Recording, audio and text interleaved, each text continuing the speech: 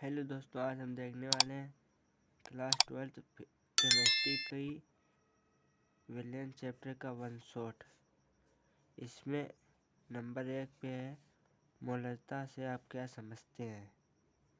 जैसे कि 1 लीटर विलियन में घुले विलेय के मोल, इसी को मोलरता कहते हैं। जैसे परिभाषा, 1 लीटर विलियन में घुले मोलों की संख्या को मोलरता कहते हैं। इसका सूत्र है मोलरता इक्वल टू विलेय के मोल अपॉन विलेय का आयतन। विलेय के मोल को स्मॉल एन से प्रदर्शित करते हैं और आयतन को एल से, मोलरता को एम से। तो हो गया ये M equal to W upon small M into V into 1000 upon M L. Litre में है इसीलिए 1000 इंटू और वी आयतन है। यहाँ आप देख सकते हैं सिंबल के प्रतीक क्या क्या है। W इक्वल टू है विलेय का भार अपॉन M इक्वल टू है विलेय का अणुभार और वी है आयतन। अब आपका नंबर 2, जैसे कि मोलरता की परिभाषा दीजिए। 1 किलोग्राम विलायक में घुले विलेय के मोलों की संख्या को मोलरता कहते हैं। जैसे कि मोलरता का सूत्र है विलेय के मोल अपॉन विलेय का आयतन kg किलोग्राम में। इसका सूत्र होता है m equal to small M upon small M into capital W into 1000 gram में है इसीलिए। अब यहाँ पे W है विलेय का अणुभार और M है विलेय का नहीं, ये स्मॉल W है विलेय का भार और स्मॉल m है विलेय का अणुभार और कैपिटल W इक्वल टू है विलेय का भार। ये टॉपिक मोस्ट इम्पोर्टेंट है। मोल प्रभाज की परिभाषा दीजिए। किसी घटक का मोल प्रभाज विलेय के उपस्थित उस घटक के मोलों की संख्या तथा कुल घटक के मोलों की संख्या के अनुपात के बराबर होता है। इसका सूत्र है घटक का मोल प्रभाज इक्वल टू घटक के मोलों की संख्या अपॉन कुल घटक के मोलों की संख्या। यहाँ पे ए का मोल प्रभाज है x A equal to N A upon N A plus N B और बी का मोल प्रभाज है x B equal to N B N A plus N B. यहाँ पे एन ए है इक्वल टू ए के मोलों की संख्या और एन बी है और बी के मोलों की संख्या। हेनरी का नियम, हेनरी का नियम लिखिए तथा उसकी सीमाएं व अनुप्रयोग लिखिए। हेनरी के नियम के अनुसार स्थिर ताप पर किसी गैस की द्रव में विलेयता गैस के दाब के समानुपाती होती है। गैस की विलेयता प्रोपोर्शनल दाब, तो M प्रोपोर्शनल P और M equal to KH dot P। यहाँ KH हेनरी नियतांक है। जैसे कि स्मॉल m इक्वल टू है घुली गैस की मात्रा और KH है हेनरी का नियतांक और P है दाब। अब देखते हैं हेनरी के नियम के अनुप्रयोग। यह नियम केवल आदर्श गैस के लिए मान्य है। इसकी विलयन का ताप बहुत कम नहीं होना चाहिए। नंबर 3, गैस की विलेयता बहुत अधिक नहीं होनी चाहिए। नंबर 4, यदि नियम उस गैसों पर लागू होता है जो विलायक से क्रिया नहीं करते। हेनरी के नियम के अनुप्रयोग। नंबर 1, शीतल पेय पदार्थ में। नंबर 2, अधिक ऊंचाई पर ऑक्सीजन टैंक में। नंबर 3, समुद्र गोताखोर द्वारा। राउल्ट का नियम लिखिए तथा उसकी सीमाएं बताएं। मोस्ट इम्पोर्टेंट है ये आपके एग्ज़ाम की दृष्टि से।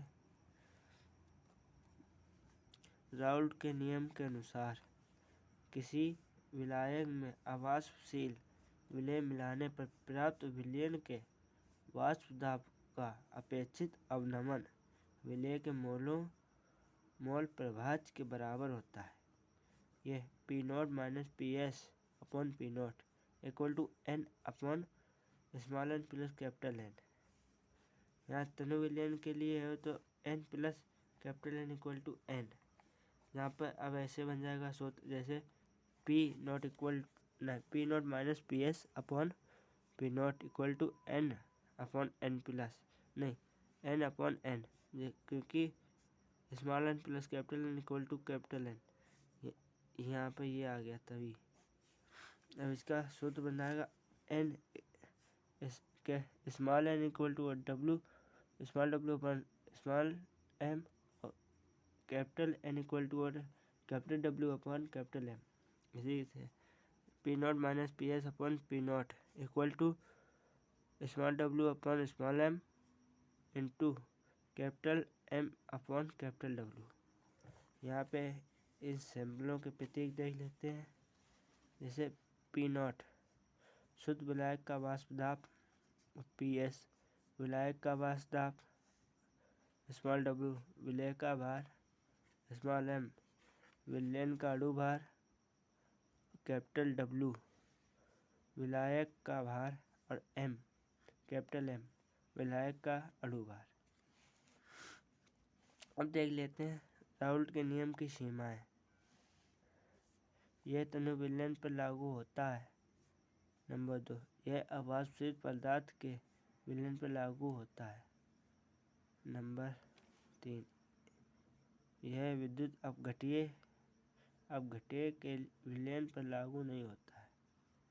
क्वथनांक उन्नयन से आप क्या समझते हैं? नंबर 6 टॉपिक, किसी विलायक में कोई अवाष्पशील विलेय पदार्थ घोलने पर क्वथनांक में होने वाली वृद्धि को क्वथनांक में उन्नयन कहते हैं। इसे डेल्टा टीबी से प्रदर्शित करते हैं। Delta TB equal to 1000 into K V into small W upon small M into capital W, ये ग्राम में।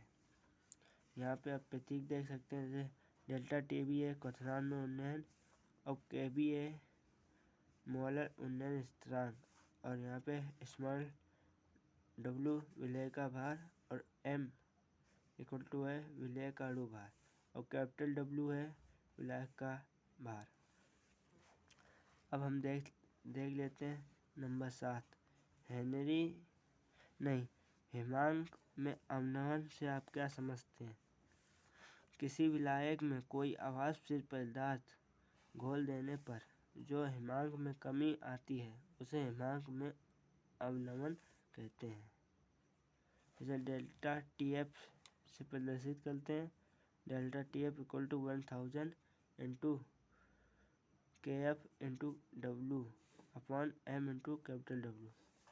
यहाँ आप देख सकते हैं ये सब ऊपरी वाले की तरह हैं। जैसे यहाँ पे डेल्टा टी एफ हिमांक में अवनमन और के एफ मोलर अवनमन। मोस्ट इम्पोर्टेंट टॉपिक, परासरण दाब की परिभाषा लिखिए। मोस्ट इम्पोर्टेंट बोर्ड एग्जाम, जैसे कि किसी विलायक के कणों का निम्न सांद्रता से उच्च सांद्रता की ओर अर्ध पारगम झिल्ली द्वारा स्वतः प्रवाह परासरण कहलाता है।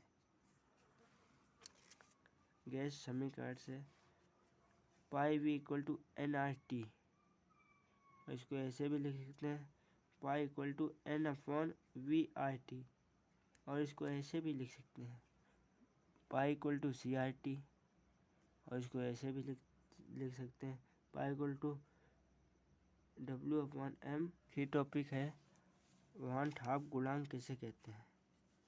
किसी अणु संख्या को ऊर्ध्व के प्रायोगिक मान तथा सामान्य मान के अनुपात को वान हाफ गुणांक कहते हैं। वान हाफ गुणांक का फॉर्मूला वान हाफ गुणांक इक्वल टू अणु संख्या गुण का प्रायोगिक मान अपॉन अणुसंख्य गुण का सामान्य मान। अणुसंख्य गुण